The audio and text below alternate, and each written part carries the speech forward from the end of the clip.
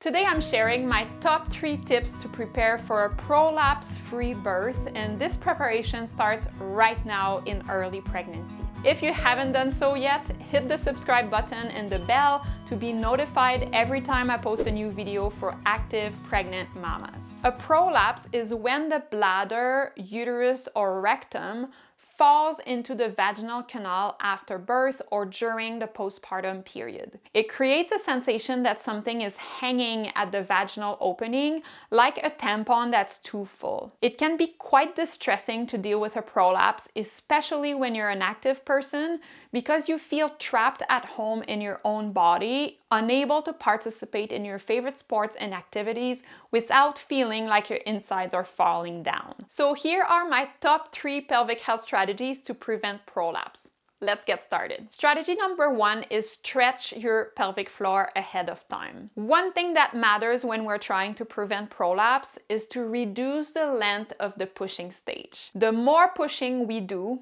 the more pressure we apply on the pelvic organs, and the more we increase the risk of postpartum prolapse. So how do we reduce the amount of pushing we do? There's different ways, but the first thing I would suggest from a pelvic health perspective is to reduce the amount of resistance that your baby meets when she's coming out. And that resistance is coming from your pelvic floor muscles, right? If they're too tight or you simply cannot release them, then it increases the resistance against your baby's head. Does that make sense? So the idea is to start right from early pregnancy to prepare these muscles so they can be flexible and stretchy. So there's not so much resistance here at the vaginal opening when your baby is trying to come out. This way we can ease the pushing stage, make it more efficient, and consequently reduce the risk of prolapse. If that makes sense to you, give this video a like. Early pregnancy is the best time to start working on addressing pelvic floor tightness because it can take a few months to resolve, depending where you're starting from. So we don't want to get started in the 3rd trimester and possibly run out of time to tackle it. And if you're interested, I'll link my playlist about pelvic floor tightness in the description below if you want to dive deeper into that topic. Strategy number 2 is using smart birth positions. Another thing that can make a huge difference in reducing the risk of prolapse is to use smart birth positions during delivery to avoid pushing unnecessarily. For example, choosing positions that use gravity so you can work with your body and let your baby descend in the birth canal. This way you don't have to push as hard. As much as possible, trying to avoid giving birth on your back. I made a whole video about this topic and all the reasons why you should try and avoid this position, so I will link it in the description below if you want to check it out. And strategy number 3 is manage immediate postpartum pressure.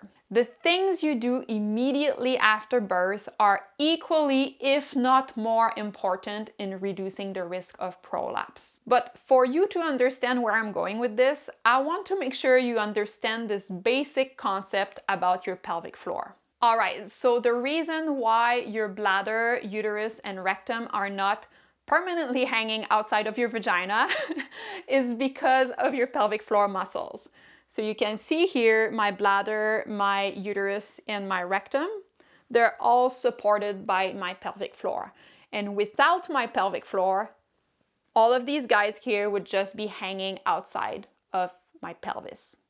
I can't be more clear than that in my explanation. Now, think about it for a second. Your baby just went through your pelvic floor muscles. Is it fair to assume that your pelvic floor is not in the greatest possible shape to support the pelvic organs? Give me a like if you agree. After birth, these muscles are barely getting by. They're just trying to do the bare minimum to make sure your organs are staying in place. Now, picture that you're super constipated the following day after birth, and that you go ahead and push as hard as you could on the toilet to try and get that poop out. Your pelvic floor will be like, seriously, girl? You're not helping me to do my job here.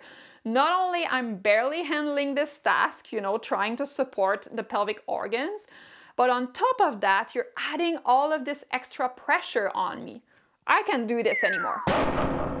And guess what? It's happened to someone I know who pushed as hard as she could on the potty right after birth because she was constipated, and a nurse told her to push as hard as she could, which was the worst advice that someone has ever given to a postpartum mom. And at that moment, she literally felt her bladder coming out of her vagina. She chronically suffered from a prolapse and was never able to return to running even after doing pelvic floor physio. This woman should have been offered a laxative, and her story stuck with me because I felt so bad for her that no one had told her these very simple prevention tips that could have changed the course of her recovery and ultimately her quality of life as a mom. But you don't know what you don't know, right? And there's tons of other situations like this that could put pressure on your pelvic organs after birth unnecessarily. So being educated about all of this is super important if you want to support your recovery so you don't end up with a prolapse that could have been prevented. You know what I mean? Especially if you're someone who's aiming to return to an active lifestyle after birth, doing too fast too soon can be a really slippery slope to develop a prolapse. So if you're in early pregnancy and you're interested in getting some support to prevent prolapse so you can return to your active lifestyle in a seamless way without symptoms, I would highly encourage you to sign up for my free masterclass in the description below, because I'll share my top 3 strategies that myself and the clients in my program have used to confidently return to an active lifestyle within a few months after birth without pelvic floor issues. So if that's your goal, make sure you and your partner sign up for the class, because it's going to empower you to take the lead on your birth and recovery outcomes. So anyways, lots of food for thought today. But I think the takeaway message is that there are things you can do to support your birth and recovery outcomes, including preventing prolapse. And of course, there are women who are still going to develop a prolapse even if they are following everything to the T, are super informed about pelvic health, etc. Because there are some risk factors that are out of your control, like your baby's size, for example. But I like to think that if we at least try and take the lead on the things we can control, we are definitely reducing our risk of prolapse. We're not completely eliminating the risk, but we are reducing it, and that matters. I hope to see you in my masterclass to dive deeper into this, because that's just the tip of the iceberg. And again, the link to sign up for the masterclass is in the description below. Thanks for watching.